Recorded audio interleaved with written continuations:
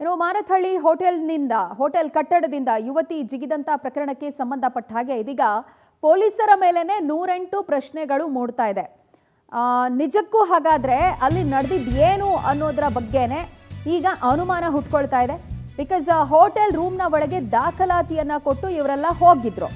ರೂಮ್ಗೆ ದಾಖಲಾತಿಯನ್ನ ಕೊಟ್ಟು ಯುವಕ ಯುವತಿಯರು ಪಾರ್ಟಿ ಮಾಡಬೇಕು ಅನ್ನುವಂಥ ಇಂಟೆನ್ಷನ್ ಇಂದ ಹೋಗಿದ್ರು. ಭಾನುವಾರ ಮುಂಜಾನೆ 5 ಗಂಟೆ ಸಂದರ್ಭ ಪೊಲೀಸರು ಯಾಕೆ ಬಂದ್ರು ಅನ್ನೋದು ಪ್ರಶ್ನೆ ಆಗ್ತಾ ಇದೆ.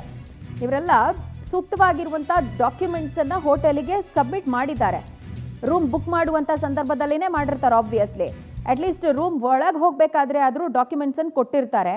ಅಲ್ಲಿ ಹೋಗಿ ಅವ್ರು ಪಾರ್ಟಿ ಮಾಡ್ತಿದ್ರು ಅನ್ನುವಂಥದ್ದು ಸದ್ಯಕ್ಕಿರುವಂಥ ಡೀಟೇಲ್ಸು. ಬಟ್ ಸ್ಟಿಲ್ ಪೊಲೀಸರು ಬೆಳಗ್ಗೆ 5 ಗಂಟೆ ವೇಳೆಗೆ ಯಾಕೆ ಹೋದ್ರು ಅನ್ನುವಂಥದ್ದು ಪ್ರಶ್ನೆ. ಆ್ಯಂಡ್ ಆ ಯುವತಿ ಜಿಗಿದಿದ್ದಕ್ಕೆ ಏನು ಕಾರಣ ಅನ್ನುವಂಥದ್ದು ಕೂಡ ಅನೇಕ ಅನುಮಾನ ಕಾರಣ ಆಗ್ತಾ ಇದೆ. ಇನ್ನು ಪೊಲೀಸರು ತೆರಳೋದಕ್ಕೆ ನಿಜವಾಗ್ಲೂ ಅಲ್ಲಿ ಯಾರಾದರೂ ದೂರು ಕೊಟ್ಟಿದ್ರು ಯಾರು? ಇನ್ನು ಪೊಲೀಸರು ಹೋದಾಗ ಬಂಧನ ಭೀತಿಯಿಂದ ಆಕೆ ಜಿಗಿದಿದ್ದಾಳೆ ಅಂತ ಖಾಕಿ ಹೇಳ್ತಾ ಇರೋದು. ಪೊಲೀಸರು ವಿಡಿಯೋ ಮಾಡಿದ್ರು, ಹಣ ಕೇಳಿದ್ರು ಅಂತ ಐ ವಿಟ್ನೆಸ್ ಹೇಳ್ತಾ ಇದ್ದಾರೆ. ಹಾಗಾದರೆ ಲಿಟ್ರಲಿ ಮುಂಜಾನೆ ಹೋಟೆಲ್ನಲ್ಲಿ ಏನು ನಡೀತು ಅನ್ನುವಂಥದ್ದು ಅನುಮಾನ. ಹೋಟೆಲ್ಗೆ ಹೋದವರು ರಿಸೆಪ್ಷನ್ ಬಳಿ ಮಾಹಿತಿಯನ್ನು ಪಡ್ಕೊಳ್ಬೇಕಾಗಿತ್ತು. ಬಟ್ ಪೊಲೀಸರು ಸೀದಾ ರೂಮ್ಗಳ ಬಳಿ ಹೋಗಿ ವಿಡಿಯೋ ಮಾಡಿ ಯಾಕೆ ಪ್ರಶ್ನೆ ಮಾಡಿದ್ರು ಅನ್ನುವಂಥದ್ದು. ಆ್ಯಂಡ್ ಪೊಲೀಸರ ನಡೆ ಬಗ್ಗೆನೇ ಇಲ್ಲಿ ಚರ್ಚೆ ಆಗಬೇಕು. ಯುವಕ ಯುವತಿಯರು ಖಾಸಗಿಯಾಗಿದ್ದಾಗ ಪೊಲೀಸರೇನಾದರೂ ಒಳಗೆ ಹೋದ್ರಾ? ಪೊಲೀಸರ ತಪ್ಪು ಮುಚ್ಚಿಟ್ಟು ಹೋಟೆಲ್ ಮಾಲೀಕರ ಮೇಲೆ FIR ಹಾಕಲಾಗಿದೆಯಾ? ಅನುಮಾನ ಬೆನ್ನಲ್ಲೇ ಪ್ರಕರಣವನ್ನು ಸೀರಿಯಸ್ ಆಗಿ ಪರಿಗಣಿಸಿದ್ದಾರೆ ಕಮಿಷನರ್. ಆ್ಯಂಡ್ ರೂಮ್ನಲ್ಲಿದ್ದ ಯುವಕ ಯುವತಿಯರು ಪಾರ್ಟಿ ಮಾಡ್ತಾ ಇದ್ದಿದ್ದು ನಿಜ.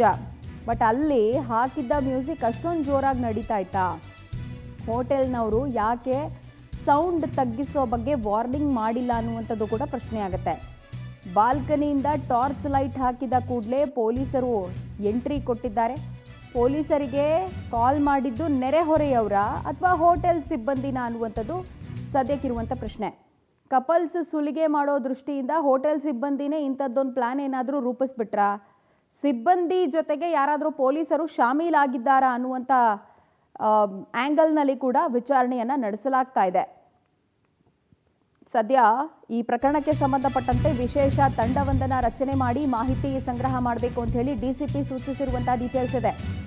ಪರಶುರಾಮ್ ಜಸ್ಟ್ ಬಾಡಿ ಬೋನ್ ಕ್ಯಾಮರಾ ಪರಿಶೀಲನೆ ಮಾಡಿದ್ದಾರೆ. DCP ಪರಶುರಾಮ್ ಬಾಡಿ ಬೋನ್ ಕ್ಯಾಮರಾದಲ್ಲಿ ಯಾರು ನೀವು, ಕಾಮನ್ ಸೆನ್ಸ್ ಇಲ್ವಾ ಅಂತ ಪ್ರಶ್ನೆ ಮಾಡಿರೋದು ರೆಕಾರ್ಡ್ ಆಗಿದೆ. ಬಟ್ ಪೂರ್ಣ ಪ್ರಮಾಣದಲ್ಲಿ ಈ ಘಟನೆಗೆ ಸಂಬಂಧಪಟ್ಟಂತೆ ತನಿಖೆ ನಡೆಸುವಂತೆ ಕಮಿಷನರ್ ಸೂಚನೆ ಕೊಟ್ಟಿದ್ದಾರೆ. ಇನ್ನು 112ಗೆ ಯಾರು ಕರೆ ಮಾಡಿದ್ರು ಅವರಿಂದ ಕೂಡ ಸ್ಟೇಟ್ಮೆಂಟ್ ಪಡ್ಕೊಳ್ಬೇಕಂತ ಸೂಚಿಸಲಾಗಿದೆ.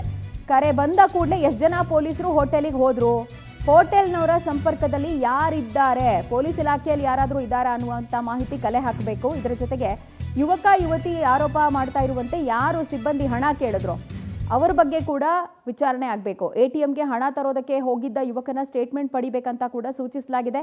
ಆ್ಯಂಡ್ ಈ ವಿಚಾರಕ್ಕೆ ಸಂಬಂಧಪಟ್ಟಂತೆ ವೆರಿ ಇಮಿಡಿಯೇಟ್ಲಿ ತನಿಖೆ ನಡೆಸಿ ಕೂಡಲೇ ವರದಿ ಕೊಡಬೇಕಂತ ಹೇಳಿ DCP ಪರಶುರಾಮ್ ಸೂಚಿಸಿದ್ದಾರೆ ಅನ್ನುವಂಥ ಡೀಟೇಲ್ಸ್ ಲಭ್ಯ ಆಗ್ತಾ ಇದೆ. ಈ ಬಗ್ಗೆ ಹೆಚ್ಚಿನ ಡೀಟೇಲ್ಸ್ ಕೊಡೋದಕ್ಕೆ ನಮ್ಮ ಪ್ರತಿನಿಧಿ ವೆಂಕಟೇಶ್ ನಮ್ಮೊಂದಿಗೆ ದೂರವಾಣಿ ಸಂಪರ್ಕಕ್ಕೆ ಸಿಗ್ತಾ ಇದ್ದಾರೆ. ವೆಂಕಟೇಶ್, ಈ ಇಡೀ ಕೇಸನ್ನು ಗಮನಿಸಿದಂಥ ಸಂದರ್ಭದಲ್ಲಿ ಅನೇಕ ಪ್ರಶ್ನೆಗಳು ಹುಟ್ಕೊಳ್ಳುತ್ತೆ. ಆ್ಯಂಡ್ ಆಲ್ಸೋ ಇತ್ತೀಚಿನ ದಿನಗಳಲ್ಲಿ ಪೊಲೀಸರೇ ಅತಿ ಹೆಚ್ಚು ಅಕ್ರಮಗಳಲ್ಲಿ ಭಾಗಿಯಾಗ್ತಿರುವಂಥ ಸ್ಟೋರೀಸ್ ಬರ್ತಾ ಇರೋದ್ರಿಂದ ಈ ಕೇಸನ್ನು ನೋಡುವಂತಹ ವ್ಯೂ ಪಾಯಿಂಟು ಆ್ಯಂಗಲು ಬೇರೆನೇ ಆಗ್ತಾ ಇದೆ. ಸೊ DCP ಅವರ ಸೂಚನೆ ಏನಿದೆ ಈಗ? ಆ್ಯಂಡ್ ಈ ಘಟನೆ ಕುರಿತಾದಂಥ ಇನ್ವೆಸ್ಟಿಗೇಷನ್ ಯಾವ ಸ್ಟೇಜಲ್ಲಿದೆ? ಹೌದು ಪ್ರಜ್ವಲ್, ಏನು ವೈಷ್ಣವಿ ಎನ್ನುವಂತಹ ಯುವತಿ ಕಟ್ಟಡದ ಹೋಟೆಲ್ನ ಬಾಲ್ಕನಿಯಿಂದ ಜಿಗಿದು ಆತ್ಮಹತ್ಯೆಗೆ ಯತ್ನಿಸಿರುವಂತಹ ಘಟನೆ HL ಪೊಲೀಸ್ ಠಾಣಾ ವ್ಯಾಪ್ತಿಯಲ್ಲಿ ಆಗಿರುವಂತದ್ದು. ಆದ್ರೆ ಈ ಒಂದು ಪ್ರಕರಣದ ಹಿನ್ನೆಲೆಯನ್ನು ನಾವು ನೋಡೋದಾದ್ರೆ ಪೊಲೀಸರು ಏನು ತಮ್ಮ ಹುಡುಕನ್ನ ಮುಚ್ಚಿಕೊಳ್ಳುವ ಹಿನ್ನೆಲೆಯಲ್ಲಿ ಹೋಟೆಲ್ ಸಿಬ್ಬಂದಿಯ ಮೇಲೆ FIR ಅನ್ನ ದಾಖಲಿಸಿದ್ರ ಅನ್ನೋಂತ ಅನುಮಾನ ಕೂಡ ಕಾಡುತ್ತೆ. ಯಾಕಂತ ಹೇಳಿದ್ರೆ 112ಗೆ ಕರೆ ಮಾಡಿದಂತಹ ಸ್ಥಳೀಯರು ಮಾಡಿದ್ರ ಅಥವಾ ಹೋಟೆಲರೇ ಮಾಡಿದ್ರ ಅನ್ನುವಂಥದ್ದು. ಯಾಕಂದ್ರೆ ಪೊಲೀಸರು ಬಂದ ಕೂಡಲೇ ರಿಸೆಪ್ಷನ್ ಅಲ್ಲಿ ಅವ್ರ ಬಗ್ಗೆ ಮಾಹಿತಿಯನ್ನ ತೆಗೆದುಕೊಳ್ಬೇಕು. ಇನ್ನು ಹೋಟೆಲ್ ಸಿಬ್ಬಂದಿ ಕೂಡ ಏನು ಪಾರ್ಟಿ ಮಾಡೋದಕ್ಕೆ ರೂಮ್ಗಳನ್ನ ಕೊಟ್ಟಂತ ವೇಳೆಯಲ್ಲಿ ಅದು ಅಷ್ಟು ಹೊರಗಡೆ ಸೌಂಡ್ ಕೂಡ ಬರದೇ ಇರೋ ರೀತಿಯಲ್ಲಿ ಎಚ್ಚರಿಕೆಯನ್ನು ಕೊಡಬೇಕು. ಒಂದು ಟೈಮ್ ಕೂಡ ನಿಗದಿ ಮಾಡಿರ್ತಾರೆ. ಆ ಟೈಮ್ ಒಳಗಡೆ ಅವರು ಆ ಪಾರ್ಟಿಯನ್ನ ಕಂಪ್ಲೀಟ್ ಮಾಡಬೇಕಾಗುತ್ತೆ. ಇಷ್ಟೆಲ್ಲ ಅವರು ಮಾಡ್ಲಿಲ್ವ ಅನ್ನೋಂಥದ್ದು. ಯಾಕಂದ್ರೆ ಇಷ್ಟು ಜೋರಾಗಿ ಸೌಂಡ್ ಇದ್ರೆ ಅವರು ಹೋಟೆಲ್ನವ್ರಿಗೆ ಮಾಹಿತಿಯನ್ನು ಕೊಡಬಹುದಾಗಿತ್ತು ಸ್ಥಳೀಯರು. ಅದನ್ನ ಬಿಟ್ಟು 112 ಫೋನ್ ಮಾಡ್ರ ಅನ್ನುವಂತಹ ಅನುಮಾನ ಬರುತ್ತೆ. ಪೊಲೀಸರು ಬಂದ ತಕ್ಷಣವೇ ನೇರವಾಗಿ ವಿಡಿಯೋವನ್ನು ಮಾಡ್ಕೊಳ್ಳುವಂತಹ ಕೆಲಸಕ್ಕೆ ಯಾಕೆ ಮುಂದಾಗ್ತಾರೆ ಅನ್ನುವಂಥದ್ದು. ಯಾಕಂದ್ರೆ ಅವ್ರ ಬಳಿ ಬಾಡಿ ಒಂದು ಕ್ಯಾಮ್ರಾಗಳು ಕೂಡ ಇರುತ್ತೆ, ಅದ್ರಲ್ಲಿ ಎಲ್ಲವೂ ರೆಕಾರ್ಡ್ ಆಗಿರುತ್ತೆ. ಸೊ ಹೋದ್ ಕೂಡಲೇ ಅವರು ಈ ರೀತಿಯಾಗಿ ಯಾಕೆ ಮಾಡಿದ್ರು ಅನ್ನುವಂಥದ್ದು. ಸೊ ಹಾಗಾಗಿ ಅದರ ಒಂದು ಹ್ಯಾಂಗಲ್ ಅದೇ. ಮತ್ತೊಂದು ಈ ಹೋಟೆಲ್ ಸಿಬ್ಬಂದಿಯೇ ಈ ರೀತಿ ಪಾರ್ಟಿಗಳನ್ನ ಆಯೋಜನೆ ಮಾಡೋದಕ್ಕೆ ಕಪಲ್ಸ್ಗೆ ರೂಮ್ಗಳನ್ನ ಕೊಟ್ಟು ಅಲ್ಲಿ ಈ ರೀತಿ ಸೌಂಡ್ ಮಾಡಿದಂತ ವೇಳೆಯಲ್ಲಿ ಪೊಲೀಸರನ್ನ ಕರೆಸಿ ಅವರ ಮುಖಾಂತರವಾಗಿ ಬೆದರಿಕೆಯನ್ನು ಹಾಕಿ ಅವರಿಂದ ಹಣ ವಸೂಲಿ ಮಾಡುವಂತ ಕೆಲಸಕ್ಕೆ ಏನಾದ್ರು ಮುಂದಾಗ್ತಾ ಇದ್ದಾರೆ ಅನ್ನುವಂಥದ್ದು ಕೂಡ ಇಲ್ಲಿ ನೋಡ್ಬೇಕಾಗಿರುವಂತದ್ದು. ಯಾಕಂದ್ರೆ ಈ ಎರಡು ಆಂಗಲ್ಗಳಲ್ಲೂ ಕೂಡ ಪೊಲೀಸರಿಗೆ ಈಗ ಉನ್ನತ ಅಧಿಕಾರಿಗಳಿಗೆ ಅನುಮಾನ ಇರೋದ್ರಿಂದಾಗಿ ಬಾಡಿ ಒನ್ ಕ್ಯಾಮ್ರಾದಲ್ಲಿ ಕೂಡ ರೆಕಾರ್ಡ್ ಆಗಿರುವಂತಹ ದೃಶ್ಯಗಳು ಮತ್ತೆ ಅವರ ಆಡಿಯೋ ಎಲ್ಲವನ್ನು ಕೂಡ ಪರಿಗಣನೆಗೆ ತೆಗೆದುಕೊಂಡು ಈಗ ಕಮಿಷನರ್ ಕೂಡ ಎಚ್ಚರಿಕೆಯನ್ನು ಕೊಟ್ಟು ಏನು ವಿಶೇಷ ತಂಡವನ್ನ ರಚನೆ ಮಾಡಿದ್ದಾರೆ. ಇದರ ಅಸಲಿತಿ ಏನು ಅಂತ ಹೇಳಿ ಇಲ್ಲಿ ಪೊಲೀಸರ ಲೋಪದೋಷಗಳಿದೆಯಾ ಅಥವಾ ಹೋಟೆಲ್ನವರು ಪೊಲೀಸರ ಜೊತೆ ಸೇರಿ ಈ ರೀತಿಯಾಗಿ ಏನಾದ್ರು ಮಾಡ್ತಾ ಇದ್ದಾರಾ ಅಥವಾ ಅವರು ಅಕ್ರಮವಾಗಿ ಏನಾದ್ರು ಬೇರೆ ಆಕ್ಟಿವಿಟಿಗಳು ಏನಾದ್ರು ಮಾಡ್ತಾ ಇದ್ರ ಅನ್ನುವಂಥದ್ದು. ಯಾಕಂದ್ರೆ ಮೂರು ತಂಡಗಳನ್ನು ಈಗ ಮೂವರ ವಿರುದ್ಧ ಕೂಡ ಈಗ ವಿಚಾರಣೆ ಮಾಡೋದಕ್ಕೂ ಕೂಡ ಈಗ ಸೂಚನೆಯನ್ನು ಕೊಟ್ಟಿದ್ದಾರೆ. ಈಗ ಒಂದು ತನಿಖೆ ನಡೆಸಿದ ನಂತರ ಏನೊಂದು ಅಸಲಿಯತ್ತು ಬರುತ್ತೆ, ಅದರಲ್ಲಿ ಯಾರು ತಪ್ಪಿತಸ್ಥರು ಅನ್ನುವಂಥದ್ದು ಕೂಡ ತಿಳಿದು ಬರುವಂತಹದ್ದು. ಪ್ರಜ್ವಲ. ವೆಲ್ ವೆಂಕಟೇಶ್, ಥ್ಯಾಂಕ್ ಯು ತಮ್ಮೆಲ್ಲ ಡೀಟೇಲ್ಸ್ಗೆ.